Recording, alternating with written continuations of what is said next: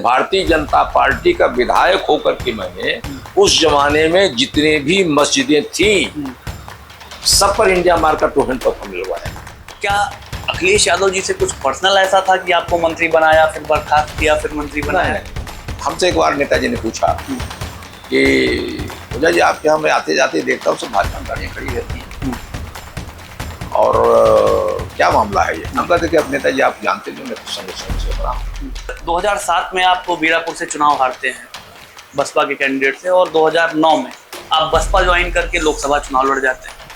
तो क्या प्रोफेसर शिवाकांत ओझा जी किसी भी तरीके से प्रतापगढ़ की जनता की सेवा करना चाहते थे या पद की महत्वाकांक्षा था? एक भी दिन का मैं बसपा का कभी सदस्य नहीं रहा हूँ और बसपा से मैं हटा भी इसीलिए हूँ क्योंकि मैं बिना श्रद्धा के किसी के पैर नहीं छू सकता। बीरापुर में मैं कह रहा हूँ, आपकी मीडिया से कह रहा हूँ, आपके सामने कह रहा हूँ, एक भी गांव सभा बता दिए जहाँ सड़क हो, एक भी गांव सभा, सिंगल गांव बता दिए जहाँ सड़क नहीं, एक भी गांव सभा होता है जहाँ बिजली न हो। आज ये जो बाइक वो बन रहा है ओवरब्रिज, आप पूछिए जरा उनसे एनओसी किसने दिलवा रखी थी इसको? उसकी एनओसी में समाजवादी पार्टी की सरकार में तब हमने दिला रखी। हमने संगलपाल जी से कहा क्या कर रहे हो आप 5 साल से? मतलब आपके कहने का मतलब है कि नेता विकास करे लेकिन जनता विकास के नाम पर वोट देने को तैयार नहीं, उस जनता सिर्फ एक काम करती है। बताने वाले लोग ये बताते हैं कि जब आखिरी बार आप समाजवादी पार्टी के कार्यालय से निकले तो आपकी आंखें नम थी। बात ये भी कही जाती है कि 2022 में प्रोफेसर शिवाकांत ओझा जी संघ के दबाव में भारतीय जनता पार्टी ज्वाइन करते हैं क्योंकि संघ शिव मंदिर पर अपना अधिकार चाहता था। प्रतापगढ़ जिले में कई इंटर कॉलेज, कई महाविद्यालय आपके द्वारा बनाए गए और आपके द्वारा कहीं ना कहीं संचालित भी किए जाते हैं। क्या भविष्य में इस प्रतापगढ़ को किसी विश्वविद्यालय का भी आशीर्वाद मिलेगा? आप विश्वविद्यालय बनाना चाह रहे हैं? नमस्ते, मेरा नाम है उत्कर्ष और आप देखना शुरू कर चुके हैं सुलभ भारत। दोस्तों, आज हम मौजूद हैं प्रतापगढ़ में और हमारे साथ मौजूद हैं एक ऐसे व्यक्तित्व जो उत्तर प्रदेश के कई मुख्यमंत्रियों के साथ काम किया, जिन्होंने 9 साल मंत्री के तौर पर काम किया। एक ऐसे नेता हैं जिनके बारे में कभी मुख्यमंत्री कहा करते थे कि अगर पार्टी हमको हटा करके किसी और को मुख्यमंत्री बनाना चाहती है तो मेरी ही सरकार में तकनीकी शिक्षा मंत्री से बेहतर ऑप्शन और कोई नहीं होगा। जी हाँ, 1991 में पट्टी विधानसभा से अपनी राजनीतिक यात्रा शुरू करने वाले, प्रदेश में शिक्षाविद के रूप में अपनी पहचान को स्थापित करने वाले पूर्व मंत्री प्रोफेसर शिवाकांत ओझा जी हमारे साथ मौजूद हैं। सर, स्वागत है आपका सुलभ भारत में। धन्यवाद सर, लगभग 3.5 दशकों की आपकी राजनीतिक यात्रा। आज अगर ये सवाल पूछा जाए कि इलाहाबाद विश्वविद्यालय से बीए करने के बाद, मेरठ विश्वविद्यालय से एमफिल करने के बाद आप राजनीति में किस तरीके से आपका कदम राजनीति में बढ़ गया, क्या प्रेरणाएं रही राजनीति में आने की, तो आप क्या बताना चाहेंगे? देखिए, शिक्षा दीक्षा तो हमने पोस्ट ग्रेजुएट तक इलाहाबाद विश्वविद्यालय से लिया जी, बहुत अच्छे ढंग से किया जी। और मैं फिर लालगंज में एक स्थानीय degree college, HN. Bahuguna degree college ji, उसमें पॉलिटिकल साइंस का प्राध्यापक हो गया जी। तो पॉलिटिकल साइंस पढ़ाता रहा जी। बाद में पीजी भी हुआ तो पीजी को भी पढ़ाया। जी। पढ़ाते वक्त ही यूजीसी स्कीम के तहत मैंने एमफिल किया जी। मेरठ विश्वविद्यालय से। जी। मैं बचपन से ही स्वयं सेवक रहा हूँ, RSS का रहा हूँ, इसलिए रुझान भी हमारा उधर ही था। और लालगंज में शिक्षा, बच्चों की शिक्षा को लेकर बड़ा भाव था, तो हम हमारे मित्रों ने तय किया कि एक यहाँ पर शिशु मंदिर खोला जाए। उस शिशु मंदिर के खोलने में हम लोग लगे, उसको लेकर के बड़े झंझावात भी हुए और बहुत सारी परेशानियों को फेस करते हुए फिर भी हम लोगों ने बहुत अच्छा विद्या मंदिर बनाया है। और पूर्वांचल के अगर 3 बेस्ट विद्या मंदिर है कोई, उसमें से एक लालगंज का तीसरा मंदिर है। तो उस दरमियान हमको लगा कि अगर हम राजनीतिक नहीं होते हैं, पॉलिटिकल हमारी हैसियत नहीं होगी, तो आगे हमको लगता है कि हम सामाजिक कार्य या विकास का काम नहीं कर सकते। तो फिर हमने 1977 की जेपी मूवमेंट में भी हिस्सा लिया और उस मूवमेंट में मैं जेल तो नहीं गया, लेकिन मेरे बड़े भाई 18 महीने जेल में रहे, कृष्णांत ओझा जी। लेकिन हम भी कुछ दिन फरारी काटे। और बाद में जब भारतीय जनता पार्टी बनी 1980 में जी। तो हमने फिर भारतीय जनता पार्टी ज्वाइन किया। जनसंघ की तरफ रुझान था, लेकिन मैं कभी सदस्य नहीं था उसका। लेकिन भारतीय जनता पार्टी का मैं सदस्य बना और जिले का मैं महामंत्री बना। तो पार्टी का संगठन का काम, मिलना जुलना, खड़ा करना। और उस जमाने में 8 विधायक हुआ करते थे भारतीय जनता पार्टी के, 2 सांसद हुआ करते थे। तब हम लोगों ने और मास्टर रमाशंकर सिंह जिलाध्यक्ष हमारे को मिल करके काम करा किया। उसके बाद पार्टी ने ये फैसला किया कि आपको चुनाव लड़ना चाहिए। मैं तो रामपुर में चुनाव लड़ना चाहता था, क्योंकि मैंने यहाँ पर तत्कालीन सत्तारूढ़ पार्टी के उम्मीदवार को हराया था और उस समय यहाँ के विधायक भी माननीय मंत्री थे। और हम भारतीय जनता पार्टी के उम्मीदवार खड़ा करके नागेंद्र सिंह जी जो स्वर्गीय हो गया तारीख में, उनको लड़ाया, हम लोगों ने उनको जिताया। तो यहाँ रामपुर की कोई ऐसी गांव सभा नहीं थी, अपवाद में भी शायद ना रही हो मेरी जानकारी उस जमाने में, जहां पर हमने अपना संगठन किया ग्राम सभा लेवल पर। और कांग्रेस का जमाना था, उसमें सब ज्यादातर अपर कास्ट के लोग कांग्रेस की तरफ रहते थे। तो हमको यहाँ बहुत सारे लोग सुवर्गीय नेता कहते थे। छोटी कौम के लोग हमारे साथ रहते थे, दलित, मुसलमान, लोहार, कुहार, कहार, कुर्मी, ये माने जो और बहुत सारे अपर कास्ट के भी लोग होते थे, जिनको राष्ट्रीय स्वयंसेवक संघ की नीतियों से संबद्ध रहे, वो सब हमारे साथ रहते थे। लेकिन पार्टी ने फैसला किया कि नहीं, यहाँ आपको नहीं लड़ना, आपको पट्टी लड़ना है। मेरी जन्मभूमि पट्टी। 89 में पट्टी में न चाहते हुए भी, मैं चाहे यही रहा था, न चाहते हुए भी हमको पट्टी से पार्टी ने टिकट दिया। मैं लड़ा और मैं 3य स्थान पर था, लेकिन बहुत अच्छा वोट हमको मिला। लेकिन जिस दिन मैं हार गया, चुनाव रिजल्ट आया, हारना पहले भी तय था, हार गई चुनाव। उसी दिन बूथ जहाँ काउंटिंग हो रही थी, उससे सीधे मैं निकल के पट्टी गया, घर नहीं आया। मैं निकल के पट्टी गया, पट्टी की मार्केट में एक बड़ी सभा किया हमने। सभा करके सबको धन्यवाद दिया, आपने बड़ी मदद किया। और मैं अब लौट करके राजनीति में पट्टी से वापस नहीं जा रहा हूँ।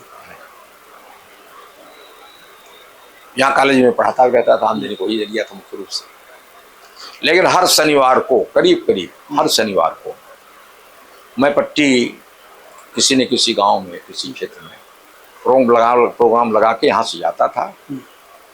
शनिवार रहता था, रविवार को सारा दिन कम से कम 3 प्रोग्राम शाम तक करते थे। और सायंकाल कहीं न कहीं किसी कार्यकर्ता के यहाँ भोजन करके, जिसमें सामूहिक भोजन होता था। फिर मेरा अलग लौटता था, कल से पढ़ाई शुरू कर देता था। बाकी छुट्टियों में काम करता रहा। 91 के जब चुनाव हुआ तो फिर पार्टी ने हमको उम्मीदवार बनाया और मैं पट्टी से विधानसभा का चुनाव जीता, अच्छे मार्जिन से जी। फिर उसी बीच जेपी मूवमेंट, ये राम जन्मभूमि आंदोलन भी बहुत तेज था। रथ यात्रा का जी, ये आंदोलन भी बड़ा मजबूत थे। उस आंदोलन में हमने सक्रिय भागीदारी की और प्रतापगढ़ जनपद की सबसे बड़ी गिरफ्तारी हमने दी उसमें। और पट्टी कोतवाली पर करीब 4 घंटे तक हम और हमारे कार्यकर्ताओं ने कब्जा बनाए रखा था उस बारे में। तो पॉलिटिकली पूरा एक्टिव रहा। फिर किन्हीं कारणों से पार्टी ने कहा कि नहीं, आप पट्टी नहीं, आप जाइए बीरापुर, सटा हुआ कॉन्स्टिट्यूंसी। जबकि बीरापुर से मेरा कोई बहुत ताल्लुक नहीं था और संबंध भी नहीं था, मैं जाना भी नहीं चाहता था। लेकिन पार्टी का फैसला था, इसलिए बीरापुर चला गया और फिर 96 में फिर जीत गया चुनाव जी। जबकि बीरापुर के इतिहास में अभी तक 96 के पहले तक 1000 से अधिक मत से कोई नहीं जीता था। मैं पहली बार गया 9,500 वोट से मैं जीता। और फिर माननीय कल्याण सिंह की सरकार में मैं कैबिनेट मंत्री हो गया मेडिकल एजुकेशन का। उस समय हमने भरसक प्रयास किया कि बीरापुर में विकास की गति अच्छी बढ़े, क्योंकि एक उदाहरण मैं आपको दे दूं, उस समय एक शिवगढ़ ब्लॉक होता था जी, बीरापुर अभी भी है, अभी भी। उस शिवगढ़ ब्लॉक में उस समय 134 गांव थे। 134 गांव में प्रतापगढ़ रानीगंज वाली रास्ता बादशाहपुर रास्ते को छोड़ दीजिए और रानीगंज से उड़ैया डी पट्टी वाले रास्ते को छोड़ करके मात्र 3.5 किलोमीटर 134 गांव में सड़क, 134 गांव में 3.5 किलोमीटर से। आजादी के 50 साल। तो आप सोच ले क्या करो। दूसरी 300 कुछ गांव जमाने में थे, एक सब स्टेशन बिजली का था, वो भी 5 फीडर में से 4 फीडर मेरे आने के 8 साल पहले से जले थे जी। एक फीडर पर पूरे 364-65 गांव में बिजली जाती है और मात्र 19% विद्युतीकरण। एक भी लड़कियों का सरकारी या प्राइवेट हाई स्कूल 368 गांव में नहीं, एक भी सिंगल, कोई डिग्री कॉलेज नहीं था। मात्र 2 हॉस्पिटल थे, सीएससी कोई नहीं थी। कहने का मतलब मेरा था पानी का घोर संकट, नदी नाले के किनारे। और अगर हमको दिलीपपुर जाना हो तो हम पिपरी घूम के आए, तब हम दिलीपपुर आ सकते थे। तो हमने सोचा कि हमको प्राथमिकता निर्धारित करनी चाहिए क्षेत्र के विकास के लिए। हमने सबसे पहले सड़क, स्कूल, शिक्षा बहुत जरूरी है, और पानी, हॉस्पिटल, इस पर अपने आप को कंसंट्रेट किया। आज मैं आपसे कह सकता हूं, अब उतने गांव नहीं, पहले से कम गांव हुए हैं। आज की तारीख में सई नदी पर हमने 8 पुल नए बनाए हैं। नए, पहले एक पुल था जामताली में, 8 सई नदी पे पुल बनाए। 2012 में थोड़ा परसिमन जो हुआ था जी, उस परसिमन में हमारे पास बकुलाही नदी भी आई, एक हिस्सा थोड़ा सा। बीरापुर से रानीगंज विधानसभा जब बनी, जब हाँ जी, बकुलाही नदी आई जी। बकुलाही नदी पर हमने 6 पुल बनवाए, जबकि पूरी बकुलाही नदी पर बीरापुर रानीगंज विधानसभा पड़ने वाले पर एक भी पुल नहीं था, कोई आवागमन का रास्ता, वो इसके अलावा 100% विद्युतीकरण गांव सभाओं का कराया। थोड़ा बहुत मंदिर हो सकता है बाकी, लेकिन विद्युतीकरण 100% कराया। 8 नए सब स्टेशन बिजली के बनाए।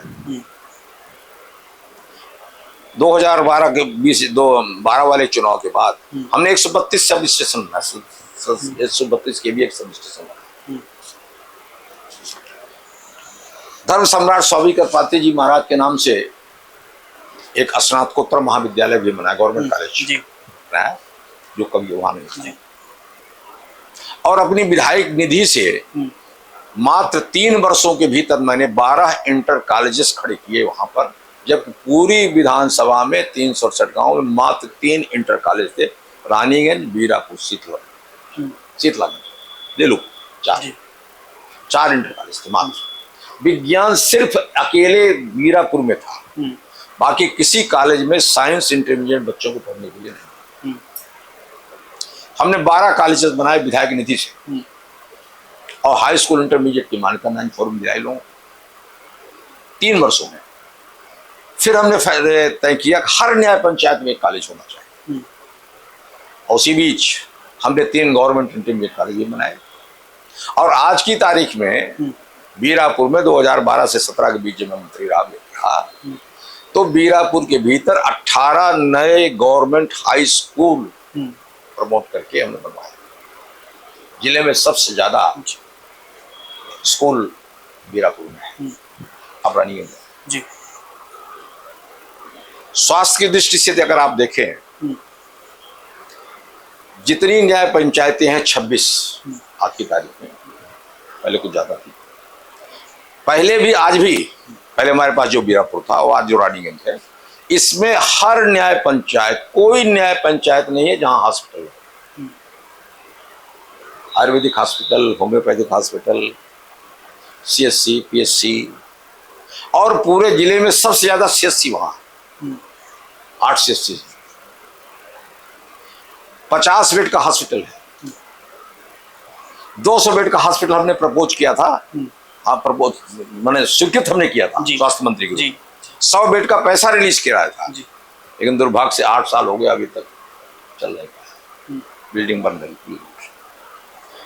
और इच्छा थी हमारी कि और थोड़ा सुपर स्पेशलिस्ट ट्रॉमा सेंटर नहीं होने बनाया, और एक इंटीरियर में एक स्थान है सौंसा के पास है, जहां पर 50 बेड का एक हॉस्पिटल बनाया, मॉडर्न हॉस्पिटल, जहां सारी सुविधाएं मौजूद हैं। अब तो कुछ नहीं बना, लेकिन इसमें हमने किया जी।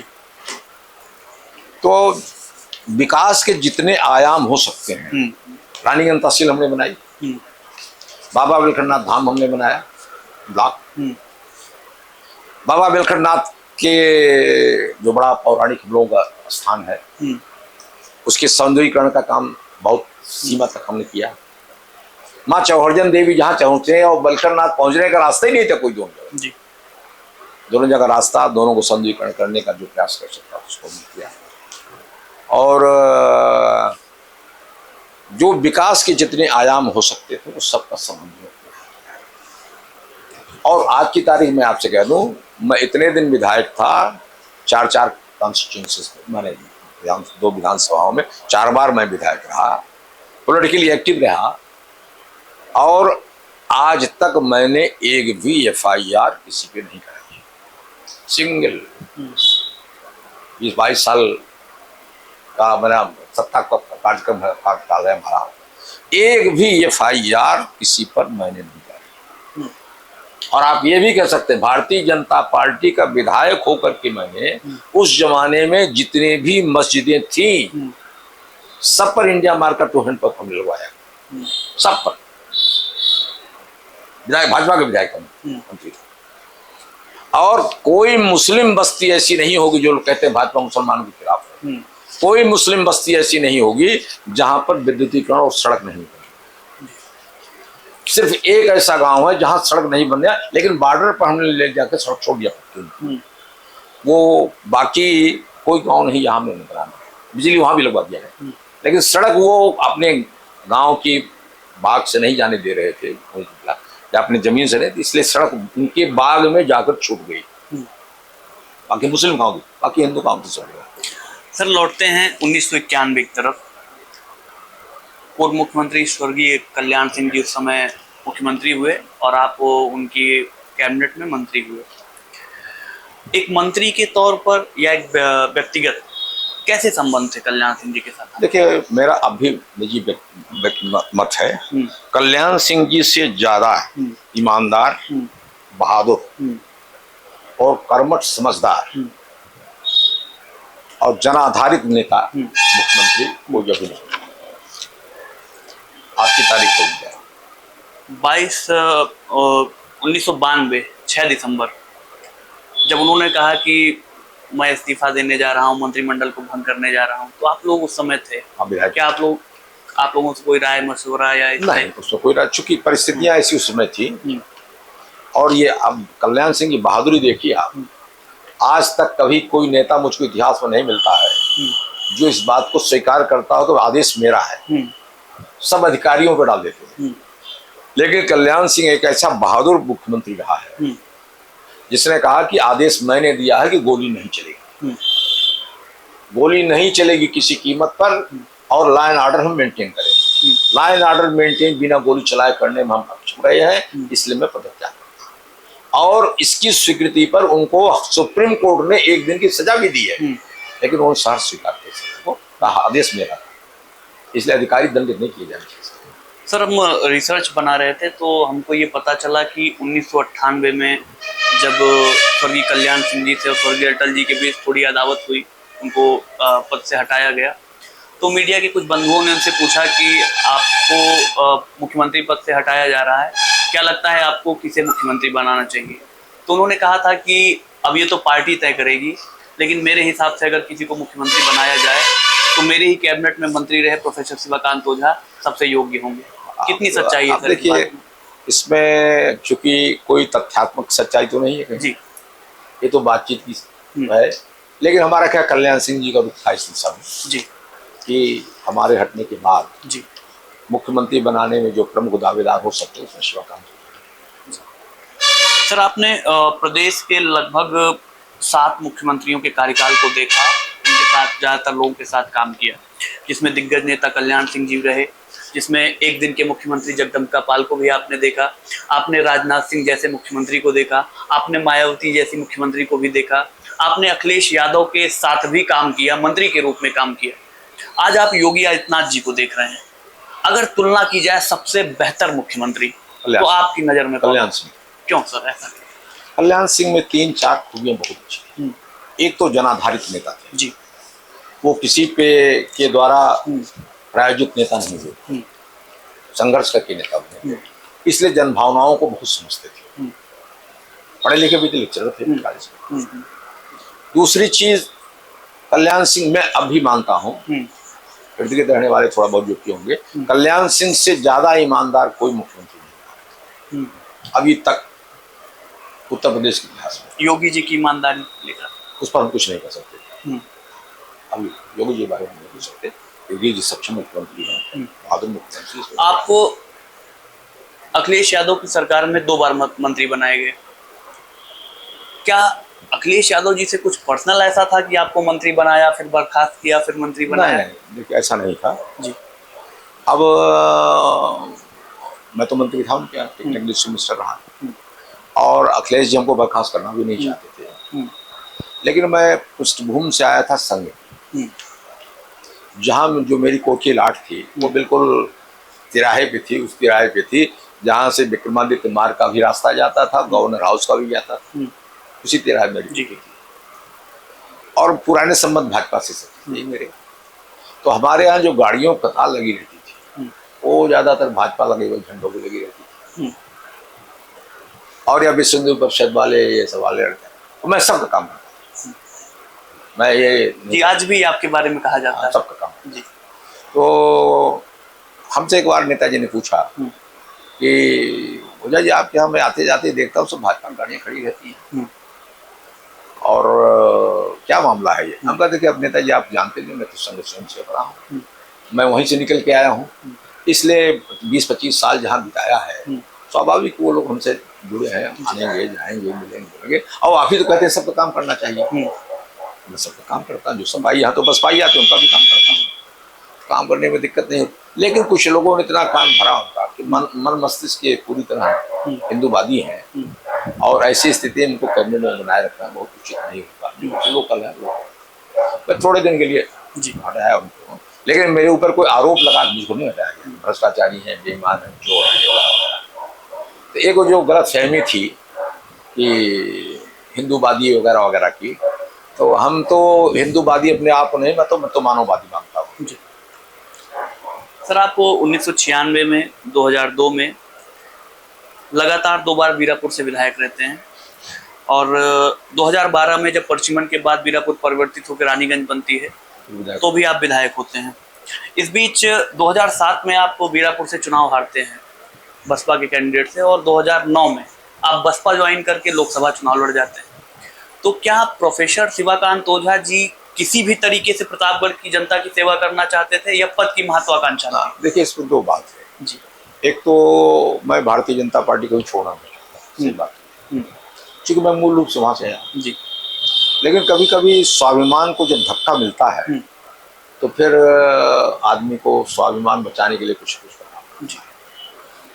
क्योंकि 2009 के चुनाव लोकसभा के लड़ने के लिए मुझसे कहा गया था, 2007 चुनाव बहुत कम वोट से हारा था, अब वो भी पार्टी की इंटरनल गद्दारी के कारण, जो कुछ लोग आप लोग जानते हैं किया था। आपके पड़ोसी के लोग हैं। फिर भी चलिए। जी। तो उस समय थोड़ी हमारी हाथ टाप हो गई पार्टी के बड़े लोगों से, जी। तो उन्होंने मुझको पार्टी से निकाल दिया उस हाथ टाप के कारण। और हमने कहा कि जिन्होंने गद्दारी की उनके खिलाफ कोई कार्यवाही नहीं आया, और हमने जिताने का काम किया उनको लोगों को। अब आप उल्टा हम पर आरोप लगाते हैं, ये सब नहीं हो सकता है। हमको गुलाम थोड़ा की चाहिए। तो उन्होंने हमको निकाला। तो उन्होंने जब हमको निकाल दिया तो हम चुनाव फिर नहीं लड़ने की कोई मानसिकता थी लोकसभा लड़ने। तो बसपा के लोगों ने हमको पकड़ा है, चलिए चलिए मिल लीजिए बहन जी से मिल लीजिए। तो कोई कटुता तक बहन जी से थी नहीं हमारी, मिलने चले गए। तो वो मिलने जैसे हम बैठ रहे हैं वैसे उन्होंने कहा कि हमने तो तय कर लिया कि प्रतापगढ़ से आप चुनाव लड़ेंगे और सीट हम जीतेंगे। हमको मौका दीजिए, 15 दिन को सोचने का मौका दीजिए। तो ठीक है। जैसे हम निकल करके आए 2 दिन बाद उन्होंने घोषणा कर दी कि हमारे संयोजक हैं, क्या उनके यहाँ वो मनाया जाता है। और फिर यहाँ मीटिंग की व्यवस्था भी करवा दिया, वो करा दिया। तो फिर हम एक भी दिन का मैं बसपा का कोई सदस्य नहीं रहा हूँ, और बसपा से मैं हटा भी इसीलिए हूँ क्योंकि मैं बिना श्रद्धा के किसी को पैर नहीं छू सकता। मेरे मन में अगर श्रद्धा है तो मैं तो पैर छू सकूँ, चाहे जो भी जिस बिरादरी को, कोई बिरादरी के आधार पर नहीं। लेकिन तथाकथित वहाँ जो मठाधीश थे कि साहब आपने पैर नहीं छुआ रामलीला मैदान के भीतर, और बाकी यहाँ जितने तथाकथित सवर्ण थे सबने पैर छुआ, हमने नहीं छुआ। तो बाद में हमसे सवाल पूछा गया कि आपने हमारा पैर नहीं इसलिए चुनाव हार गया। हम कहा नहीं, इसलिए नहीं। क्या पैर छूना अनिवार्य है? अब इसका अर्थ तो यही होता था, अनिवार्यता तो लिखा पढ़ी तो अनिवार्यता नहीं है। लेकिन नहीं छुआ और बाकी सब ने छुआ तो आरोप हम पर ऊपर लगा। तो हम नहीं छू सकते। हम पैर तभी छू सकते हैं जात बिरादरी के बिना संकोच के, जब मेरे मन में आपको श्रद्धा हो। अभी श्रद्धा नहीं है। आप नेता हो सकते हैं लेकिन श्रद्धा नहीं मेरे। जब श्रद्धा हो जाएगी तो पैर छू लेंगे। कहने इसीलिए चुनाव मैं 16,000 से मात्र चुनाव हारा था। मैं पट्टी चुनाव जीता था, मैं रानीगंज चुनाव जीता था, मैं सदर चुनाव जीता था। यहाँ आकर के क्या होता है रामपुर में आप सब लोग जानते हो। उस तरह के कटाप किया गया और सतीश चंद्र मिश्रा जी भी मिल गए उसी तरह। रिजल्ट आया जो है। सर आज भी जब हम प्रतापगढ़ के गांव में जाते हैं, ग्रामीण क्षेत्रों में जाते हैं, तो प्रतापगढ़ के पुराने बुजुर्ग लोग हमसे मिलते हैं तो ये बताते हैं कि जो गांव की एक अच्छी सड़क पर डामर और कंक्रीट की परत चढ़ी रोड है जो गांव की शक्ल को बदल रही है, इसको बनाने वाले नेता का नाम शिवाकांत ओझा है। पुरानी नहरों पे जो पुल बने हैं वो बनाने वाले के नेता का नाम शिवाकांत ओझा है। सर खूब काम किया आपने, ये मानी बात है, मंत्री भी रहे आप। लेकिन अगर प्रतापगढ़ को आज हम देखते हैं तो प्रतापगढ़ देश के पिछड़े जिलों में है। न कोई बेहतर उच्च शिक्षण संस्थान है, न कोई मुख्य रूप से रोजगार का कोई साधन है, और लगातार ये 22 से चलने वाला सत्र छोड़ दिया जाए तो हर सरकार में प्रतापगढ़ से मंत्री सर जरूर रहे हैं।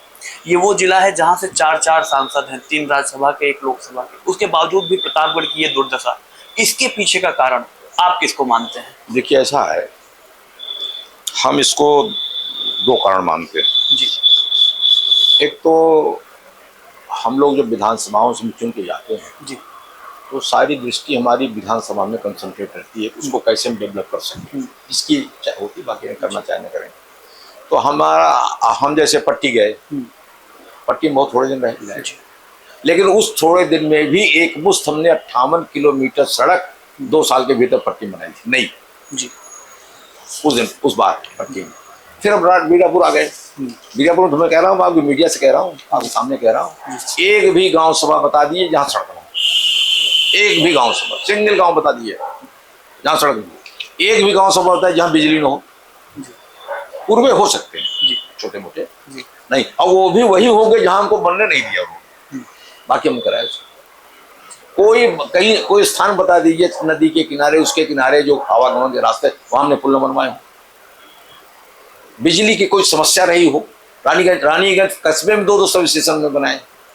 एक रानीगंज कस्बे के लिए बनाया अलग, चिकन टाउन एरिया बनाने के टाउन एरिया बनाया हमने उसको, टाउन एरिया का अलग सब स्टेशन, उसका अलग सब स्टेशन। 132 के भी हम बना के गए थे, 220 केवीए की हमने 5.5 एकड़ जमीन लाट कराई, साथ लगी हुई, और ये सोच के चले थे कि अगर हम विपक्ष में भी रहें, सरकार नहीं बनेगी 2017 में, तो हम 220 केवीए करा लेंगे, तो रानीगंज में कभी बिजली जाएगी नहीं।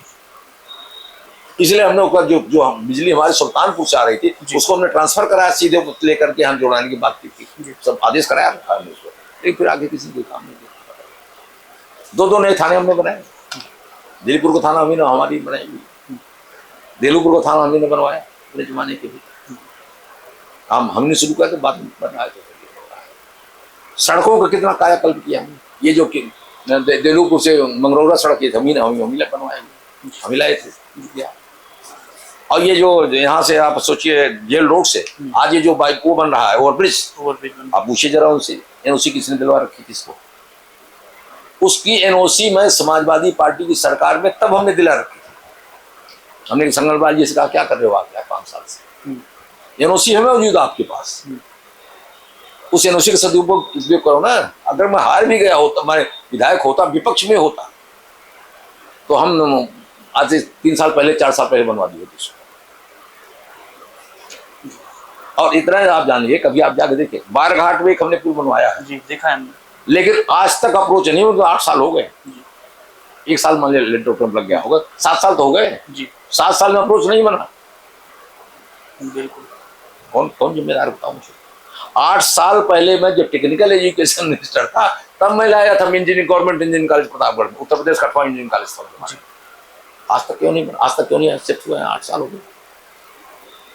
मेडिकल कॉलेज की जमीन हमने अलॉट करा रखी तो वही, इसलिए 200 बेड हॉस्पिटल बना रहा था कि एडवांस बना लूं तो फिर हमारे पास आ जाएगा, क्योंकि शहर में तो आप जहाँ हॉस्पिटल है आवागमन बड़ी दिक्कत है, लेकिन हार जाने के बाद सब चला गया। आप बताइए सेंट्रल स्कूल में लाया था, उसमें हरबंस सिंह का योगदान है, वो सांसद है जी, उन्होंने चिट्ठी लिखी मेरे साथ गए, वो उनका योगदान है उसमें अकेले हमारे ने। और वो कहाँ चला उठ के चला गया, राजस्थान प्रतापगढ़ चला गया जी सेंट्रल स्कूल। और उसके लिए चूंकि सेंट्रल स्कूल वाले एक शर्त रखते, हम 3 साल तक फ्री हमको आप एकोमोडेशन दीजिए पढ़ाने के लिए, जब तक हम बिल्डिंग बनाएंगे, और 1 पैसा नहीं देंगे आपको। तो हमने शीतपुर में बगले शीतपुर में बबलू सिंह का संस्कृत पाठशाला है, उसको हमने ले लिया था। 3 साल यार छोड़ देगा जाए, पैसा वैसे ले रहे तो लड़के नहीं करते नहीं, तो सेंट्रल स्कूल को कहाँ चला गया। विकलांग आवासीय विद्यालय बना रखा है इंटरमीडिएट तक जी, आज तक ताला नहीं खुला उसका। नजियापुर में गवर्नमेंट आईआईटी कॉलेज बना रखा है, आज तक ताला नहीं खुला उसका। क्या हाल है। आदर्श एक मॉडल स्कूल हमने बना रखा है, जानते कहाँ है, पूरा डी में जाकर दिखाइए इंटरमीडिएट कॉलेज। पूरा डी में एक मॉडल गवर्नमेंट इंटरमीडिएट कॉलेज है, पता नहीं चलता कि नहीं चलता, वो भी सब चोरी हो गई। और आप प्रतापगढ़ शहर की बात करें, आजाद की जो बिल्डिंग शहर में बन रही है, पैसा कौन लाया है आप पूछिए जरा।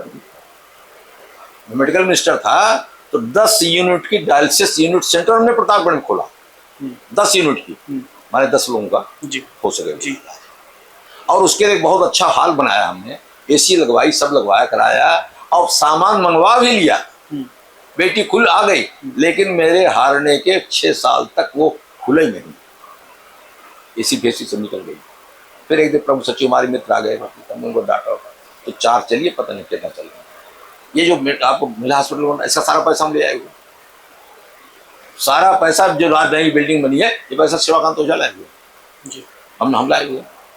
देखिए दिक्कत क्या हुई हमको, एक तो जो सदर के हमारे सम्मानित लोग होते रहे, वो बड़ी सोच नहीं रखते हैं, और सांसद हमारे भी जितने होते रहे हैं, आलोचना किसी की नहीं मैं करता हूँ, लेकिन बिना बड़ी सोच के बड़ा रिजल्ट नहीं मिलता कभी। बिल्कुल आपको अपने गोल तय करने पड़ेंगे ना, हमारी क्या प्राथमिकता है। बिल्कुल सर, जैसे मैं बीरापुर होने समझा, हमारी प्राथमिकता क्या है, सड़क, स्कूल, हमारी हॉस्पिटल हमारी प्राथमिकता है, बिजली हमारी प्राथमिकता है, पानी ये हमारी प्राथमिकता है। तो हमको अपनी प्राथमिकता में एक एक चीज यूनिट हमको आज भी बताया, हम बताते हैं हमारी सड़कें कहाँ अधूरी रह गई, क्या पूरी हो गई, कोई पूछ ले मैं बता दूं आपको, आज भी मुझको याद है। सर एक गांव है देवन मऊ, देवन मऊ बेसिकली मुसलमानों का गांव, वो आपके बगल है सर। उस गांव में मैं रिपोर्टिंग करने गया, वहाँ के गांव के लोगों से मैंने मिला, तो मुझे ये पता चला कि आज़ादी के बाद से लेकर अब तक वहाँ मीठे पानी की कोई व्यवस्था नहीं है। एक कुआं है जिससे पूरा गांव पानी पीता है। बरसात होती है तो चारों तरफ पानी भर जाता है, कुएं का पानी भी गंदा हो जाता है। जल जीवन मिशन जैसी योजनाएं आई, नल तो लग गए हैं लेकिन उसमें पानी नहीं आ रहा है। वो कैसे छूट गया सर? वो हमारे पास था भी नहीं। जी जब मैं पट्टी में, जी। मेरे उस पर नहीं, पट्टी में थोड़े दिन रहा हूँ, बहुत ज़्यादा दिन रहा नहीं हूँ, इसलिए तो वो। फिलहाल रानीगंज का 2012 के बाद वो रानीगंज में है।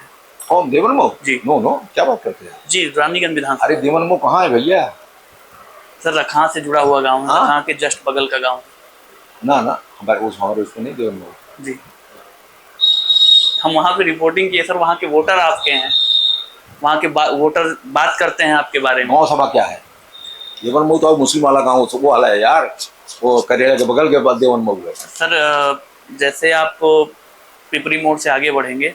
हाँ हाँ, वो निकल के हमारे पास हाँ, नहीं है। बाएं हाथ पे। ना ना, वो हमारे पास नहीं है। जी वो ताला का मजरा है देवनमऊ यार, वो बताओ।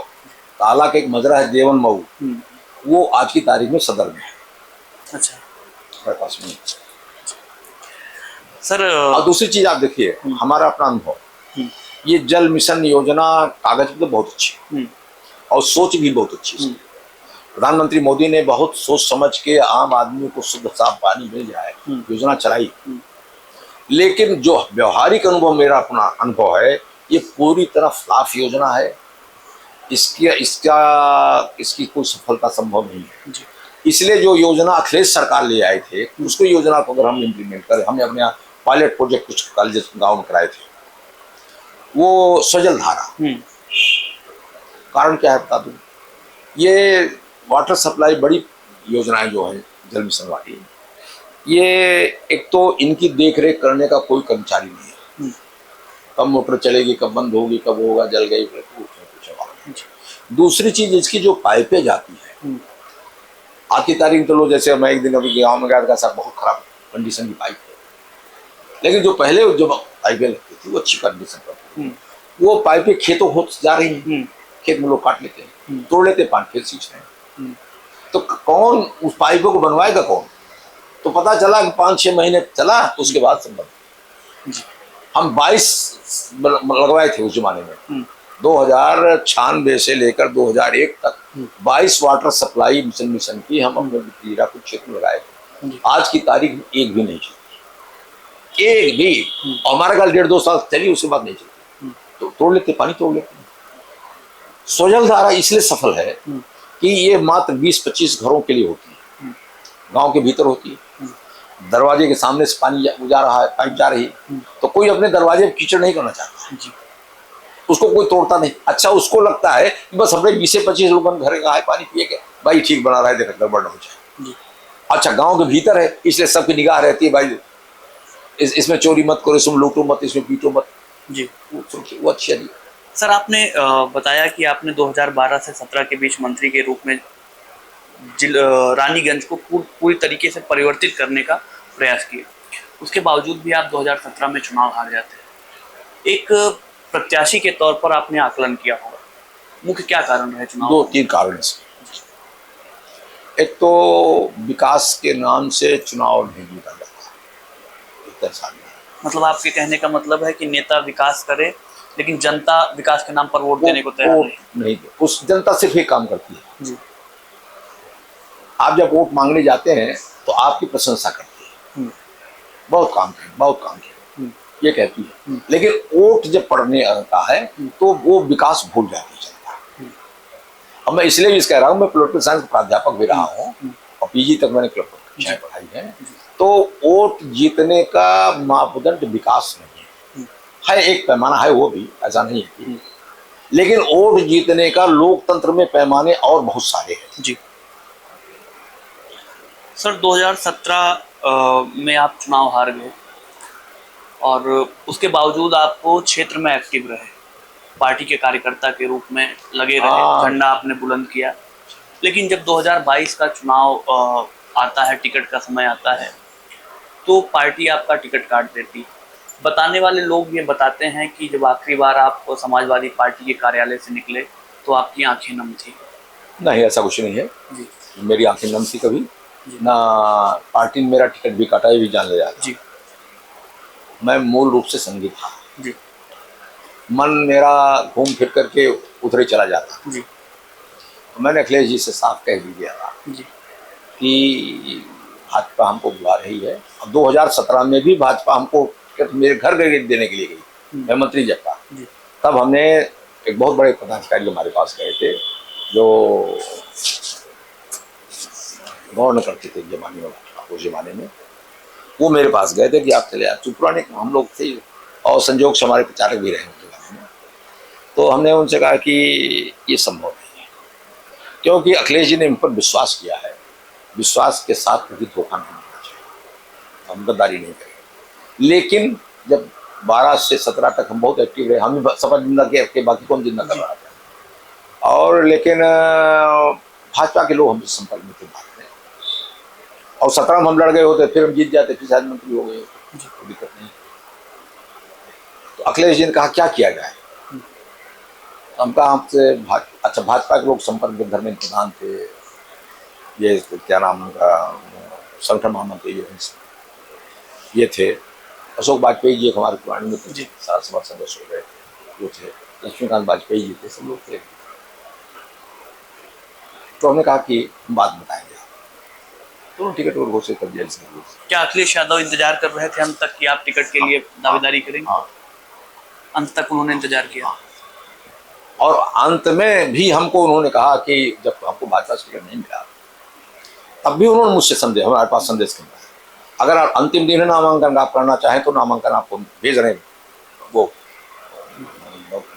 प्रपत्र एक उदयवीर सिंह जी एमएलसी हैं, उनके माध्यम से भेज रहे हैं, आपको हमारे पारिवारिक मित्र हैं, भेज रहे हैं, आप नामांकन कर दीजिए। सर, आपने भाजपा ज्वाइन कर लिया 2022 और राजनीतिक गलियारों में ये चर्चा होती है कि आदरणीय मंत्री जी भारतीय जनता पार्टी से अपने पुत्र के लिए टिकट चाहते थे, क्या ये सही है? उस समय तो हम अपना टिकट मांगे जी, उस समय तो मैं अपना टिकट मांगता, पुत्र के लिए टिकट। हाँ, पुत्र हमारे थे, वो प्रमुख थे जी, पढ़े लिखे इंजीनियर हैं, उस समय बिल्कुल नहीं, मैं अपना टिकट मांगा। सर, बात ये भी कही जाती है कि 2022 में प्रोफेसर शिवाकांत ओझा जी संघ के दबाव में भारतीय जनता पार्टी ज्वाइन करते हैं, क्योंकि संघ शिव मंदिर पर अपना अधिकार चाहता था। ना, ऐसा कुछ ना, हमसे संघ ने कभी कहा जी, कि शिव मंदिर का अधिकार चाहता है, विद्या मंदिर का चाहता है, अधिकार चाहता है जी, न कभी संघ के माध्यम से दबाव में मैं ज्वाइन किया। मैंने ज्वाइन जो किया था भाजपा, संघी तो था ही जी। मैं सपा में जाने, सपा में रहकर भी मैं गुरुदक्षिणा करता था। सपा में रहकर आप जो करते थे? मंत्री रहते हो तो गुरुदक्षिणा में करता था। और इतने ही माननीय अटल बिहारी वाजपेयी का जन्मदिन मैं अपने गांव की इंटर कॉलेज बाबाजी के नाम है, उस पर हर साल में मनाता रहता था। एक बार नेताजी हमसे पूछा भी, लोगों ने शिकायत किया उनसे कि आप अटल जी जन्मदिन मनाते हैं? हम कहा हमारी श्रद्धा उनके प्रति। तो अटल जी ने, नेताजी ने कहा मैं बहुत अच्छा, बहुत अच्छा, बहुत अच्छे आदमी, बहुत अच्छे नेता थे वगैरह, मैंने प्रशंसा किया, उन्होंने उसकी आलोचना नहीं की। आज की राजनीति जब देखते हैं तो कहीं ना कहीं जब मुलायम सिंह यादव जी की प्रतिमा कुंभ में लगाई जाती है तो एक व्यापक विरोध होता है। क्या अखिलेश यादव भी ऐसा विरोध किया करते थे भारतीय जनता पार्टी के या संघ के नेताओं को, स्मृति शेष नेताओं को लेकर? हमारी जानकारी, हमारे संज्ञान में व्यक्तिगत रूप से अखिलेश यादव कैसे हैं?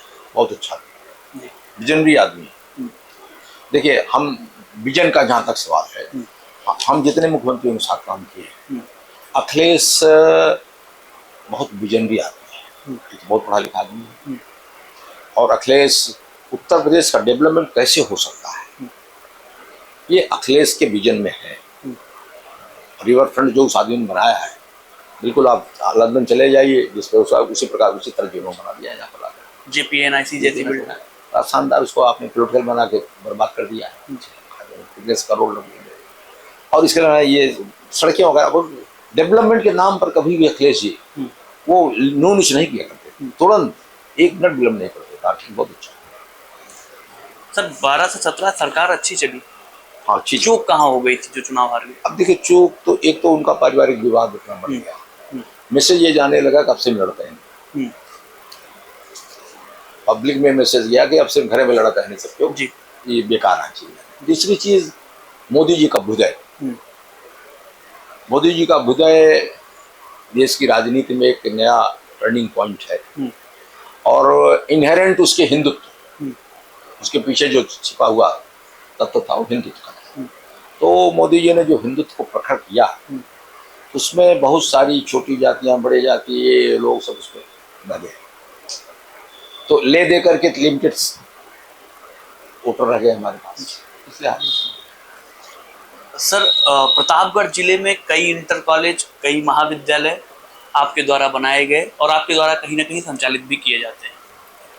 क्या भविष्य में इस प्रतापगढ़ को किसी विश्वविद्यालय का भी आशीर्वाद मिलेगा? हाँ, विश्वविद्यालय बनाना चाह रहा हूँ। अब विश्वविद्यालय बनाऊंगा धर्म सम्राट स्वामी कर्पात्री जी के नाम से जी। जो सनातन संस्कृति में आदि शंकराचार्य के बाद सबसे बड़े संत और महात्मा विद्वान हुए। दुर्भाग्य है कि प्रतापगढ़ जनपद उनके नाम से कुछ नहीं, हमें ने गवर्नमेंट जी निकाल दिया, और वो प्रतापगढ़ जनपद की भी एक रहने वाले जी, उनके नाम से कुछ नहीं किया। हमने तो एक मूवमेंट भी जमाने में चलाया था जब यहाँ राजनीति करते थे कि लालगंज का नाम कर्पात्री नगर कर दिया। अभी हमने बाबा को दिया भी, मुख्यमंत्री जी को दिया। आपने मुख्यमंत्री जी को यह ज्ञापन दिया है कि रामपुर खास का नाम, रामपुर खास नहीं जी, लालगंज तहसील का नाम, लालगंज तहसील का नाम, हाँ, कर्पात्री नगर, रामपुर खास जी, तहसील का नाम। ये क्योंकि रुकने के लिए तो कहीं है नहीं, इसका नाम कर्पात्री नगर कर दिया जी। अभी तो कोई निर्णय किया नहीं, देखिए क्या करते हैं। हम उनके नाम विश्वविद्यालय, हम आगे बढ़ रहे हैं, उस काम कर रहे हैं, उसको।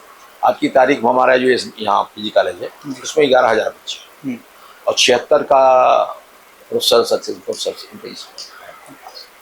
तो कब तक इस जिले को एक विश्वविद्यालय का आशीर्वाद मिल जाएगा? वो अब देखिए क्या, लेकिन हमारा ख्याल 27-28 तक तो समय लगता है।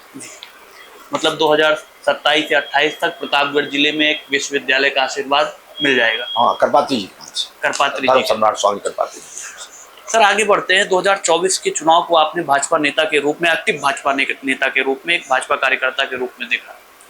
प्रतापगढ़ में कहाँ चूक हो गई? प्रतापगढ़ की हार का कारण क्या रहा? ईमानदारी की बात बताऊं मैं जी, इसको आप राजनीति से मत जोड़िए इस काम को। बिल्कुल। हमारा ख्याल पूरे उत्तर प्रदेश में जो डिबेकिल है भारतीय जनता पार्टी की, वो उम्मीदवारों के टिकट वितरण को लेकर, टिकट वितरण ही मूल कारण है, बाकी पीडीए है, ये सब तो उससे जुड़ गए हैं। लेकिन केंद्र बिंदु उसका उम्मीदवार है। उम्मीदवारों को प्रति आक्रोश था लोगों को, उम्मीदवारों का सर्व समाज में पैच नहीं थी, जगह जगह आप देखिए। तो उससे एनवायर्ड होकर के लोगों ने दूसरी तरफ रास्ता अपना लिया। तो अगर हम समझते, जो पॉलिटिकल मेरी समझ है, अगर उम्मीदवारों का चयन जो जैसे उम्मीदवारों भाजपा में चयन होता रहा, पहले होता रहा है, नीचे से लेकर ऊपर तक श्रृंखला से पूछताछ कर लेकर रिपोर्ट होता, तो शायद रिजल्ट आज हमारी अपनी सरकार फिर होती, समृद्धि सरकार हमारी, पूर्ण बहुमत की सरकार हो। क्योंकि मोदी जी के प्रति अभी भी जनता में नफरत नहीं है जी। मोदी जी के प्रति विश्वास है जनता में कि मोदी जी जो कह रहे हैं उसको कर लेंगे। मोदी जी राष्ट्र हित में काम कर रहे हैं, लेकिन टिकट वितरण को लेकर कहीं कहीं चूक हो गई पार्टी से। सर, इस समय एक मुद्दा बहुत व्यापक तौर पर प्रदेश में चल रहा है। आप एक शिक्षक भी रहे हैं, आप शिक्षा से जुड़े हैं, विद्यालयों के संचालन में आप लगे रहते हैं और बहुत करीब से विद्यालयों की परिस्थिति को समझते हैं। तकनीकी शिक्षा मंत्री के रूप में आपने काम किया है और पूरे प्रदेश की शिक्षा व्यवस्था को आप बखूबी समझते हैं। बीते 16 जून को योगी सरकार ने एक फैसला, आदेश पारित किया, जिसमें उन्होंने कहा कि प्रदेश के 27,000 प्राथमिक विद्यालयों को मर्ज किया जाएगा और लगभग 5,000 विद्यालय हो सकता है बंद भी किए जाए। इसको लेकर प्रदेश में एक अलग सा माहौल बना हुआ है। आपके नजरिए से क्या ये फैसला सही है या गलत? अब उत्तर प्रदेश सरकार का फैसला है, हमारी पार्टी का भी फैसला है, सरकार हमारी है, फैसला है, इसलिए उस फैसले पर तो हम कोई टिप्पणी नहीं करते हैं। लेकिन एक चीज़ जरूर मैं समझता हूँ, जैसे शिक्षक के रूप में, कि आज की तारीख में शिक्षा किस दिशा में होनी चाहिए। हम जो प्राइमरी एजुकेशन दे रहे हैं इसमें सारी शिक्षक दोषी नहीं है। हमने अपना सिलेबस कैसे बनाया है, पाठ्यक्रम हमारा कैसा है, क्या आज की जो दौड़ है, अब दुनिया सिमट गई है बहुत सीमित स्थिति में, पहले दिल्ली तक हम लोग रहते थे, फिर ज़्यादा प्रदेश चले गए, बम्बई भी हम लोगों के लिए जैसे लंदन लगता था किसी जमाने में, आज तो अमेरिका न्यूयॉर्क भी बिल्कुल नज़दीक लगता है। आज हमको जो भी शिक्षा की पद्धति अपनी अडॉप्ट करनी होगी, बेसिक शिक्षा से लेकर हायर एजुकेशन, वो सब दुनिया के ग्लोबलाइजेशन को देखते हुए करनी पड़ेगी। मैं समझता हूँ जो प्राइमरी एजुकेशन लोग दे रहे हैं, बेसिक प्राइमरी एजुकेशन दे रहे हैं, वो आज की दुनिया की दौड़ के हिसाब से अच्छा पाठ्यक्रम नहीं है। तो लेकिन उससे इसका कोई बहुत ताल्लुक नहीं है आपके सवाल का, वो तो मैं जी बता रहा हूँ। और जब स्कूल कॉलेजेस खोले गए थे जिस जमाने के भीतर, तो शिक्षा का स्तर गाँव में बच्चे पढ़ते नहीं थे। अच्छा, गरीबों को बच्चे वैसे भी बहुत कम पढ़ने जाते थे, मजदूरी वगैरह करने के लिए जाते थे, इसलिए इन स्कूलों को खोला गया था कि 10, 20, 25, 50 जो भी बच्चे आएंगे, बच्चे पढ़े लिखे शिक्षक हैं, उनको पढ़ाएंगे, शिक्षा देंगे, वो करेंगे। लेकिन अब दिखाई ये पड़ रहा है कि प्राइवेट सेक्टर में काम करने वाली शिक्षण संस्थाओं में लोग, गरीब भी आदमी अपना बच्चा भेज रहा है।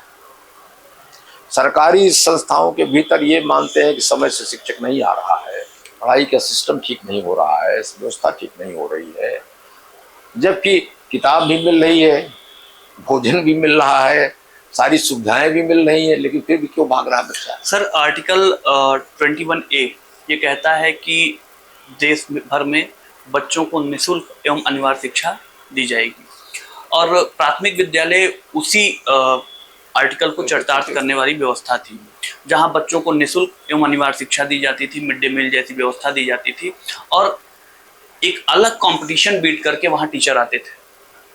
प्रदेश भर में एक कंपटीशन होता था, उसको क्रैक करते थे, फिर वो प्राथमिक विद्यालय के शिक्षक बनते थे और बनते भी हैं। सर, आपने कहा कि टीचर समय से नहीं आ रहे हैं, सरकार इस दिशा में अगर ना काम करके स्कूलों को बंद कर रही है, इससे ये माना जा रहा है कि जब स्कूलों को मर्ज किया जाएगा तो स्कूलों की दूरी बढ़ जाएगी। जो निचले स्तर के गरीब बच्चे हैं, छोटे बच्चे हैं, वो उन स्कूलों तक कैसे पहुंच पाएंगे? नहीं, जहाँ तक हमने पढ़ा है, नहीं किया, जहाँ तक हम मीडिया में देखते हैं, पढ़ते होंगे, उन्हीं स्कूलों को बंद कर रहे हैं जिनकी स्कूलों की छात्र संख्या बहुत कम है जी। तो फाइनेंशियली आप देखें तो सरकार को बड़ा लॉस है, लेकिन शिक्षा मिलती रहे सबको जी, ये बहुत जरूरी है, कॉन्स्टिट्यूशनली हमारा अधिकार है जी। लेकिन मर्जर की दूरी 1 किलोमीटर से ज़्यादा नहीं हो रही है, तो 1 किलोमीटर बच्चा, एक ही गांव में भी 2, 3, 4 किलोमीटर की स्कूल है, गांव है, तो 1 किलोमीटर दूरी जाने में बच्चे को कोई बहुत दिक्कत नहीं होनी चाहिए, न परिवार को होनी चाहिए। हाँ, लेकिन सरकार को मर्जर से ज़्यादा आवश्यकता इस बात की है कि उसको शिक्षकों को, कर्मचारियों को, सबको टाइम के अनुसार बांटना चाहिए। सर, बात करते हैं 27 के चुनाव की। आप पट्टी से विधायक रहे, बीरापुर से विधायक रहे, रामपुर खास में एक्टिव कार्यकर्ता रहे, आपने विधायक बनाया। 27 में चुनाव है, प्रोफेसर शिवाकांत ओझा जी की दावेदारी कहाँ से होने वाली है? विधानसभा में लड़ेंगे जी। आप चुनाव नहीं लड़ेंगे? विधानसभा चुनाव नहीं लड़ेंगे। तो भविष्य में आगे क्या पुरांशु ओझा जी? हाँ, प्रयास कर रहे हैं ये जी। और काशी प्रांत की सबसे बड़ी मेंबरशिप है इनकी, भारतीय जनता पार्टी की जी। इनसे ज़्यादा पूरे काशी प्रांत में किसी ने मेंबरशिप नहीं की। एक्टिव मेंबर भी सबसे ज़्यादा इनके पास है, और रेगुलर कॉन्स्टिट्यूंसी में डले हुए हैं, लोगों से संपर्क स्थापित करना। इसीलिए रानीगंज हमने एक अपना मकान भी बना रखा है, मकान। अब वहाँ रहने की व्यवस्था हो रही थी, सब काम में 2 दिन 3 दिन रुकेंगे, हम भी 1 दिन रहेंगे वहाँ। तो इसलिए अब पुरांशु लगातार 12 साल से हमारे साथ काम कर रहे हैं। अब वो किसी माने हमारी ही सत्ता व्यवस्था के मोहताज नहीं है, स्वयं अपने दम पे कर रहे हैं, पढ़े लिखे कर रहे हैं। मतलब 2027 में पूर्व ब्लॉक प्रमुख पुरांशु ओझा रानीगंज से दावेदारी पेश करने जा रहे हैं। सर, हर इंटरव्यू में हम एक रैपिड फायर राउंड करते हैं। इसमें सर मैं व्यक्ति विशेष का नाम लूंगा और आपके मन में एक लाइन में जो उनके विषय में आता है वो आपको बताना है। तो सर, हम शुरू करते हैं। सबसे पहले मुलायम सिंह यादव। जन नेता हैं। राजनाथ सिंह। राजनाथ सिंह बहुत बुद्धिमान नेता है। स्वर्गीय कल्याण सिंह। स्वर्गीय कल्याण सिंह अत्यंत ईमानदार और लोकप्रिय हम्म, धरती के नेता हैं। अमित शाह। अमित शाह से बड़ा मैनेजमेंट करने वाला कोई नहीं है। हमने अपने पूरे जीवन में नहीं देखा है। उनसे बेस्ट मैनेज, उनसे अच्छा मैनेजमेंट क्यों कर नहीं सकता। और प्रधानमंत्री इस सरकार की सफलता का बहुत बड़ा श्रेय अमित शाह जी को। प्रधानमंत्री नरेंद्र मोदी। आज की तारीख में तो उनसे ज्यादा लोकप्रिय कोई नेता नहीं, अखिलेश यादव। विजनरी नेता है। राहुल गांधी। उनके बारे में तो कुछ कहने बड़ा मुश्किल है कि उनकी अपनी कुछ सोच भी है कि नहीं है, ये कहना मुश्किल। योगी आदित्यनाथ। बहादुर नेता है। राजा भैया। अच्छा भैया हमारे जिले के और इस देश के भी एक बड़े सम्मानित नेता हैं। और राजा भैया जितने बहुचर्चित हैं उतने वो मृत भी हैं।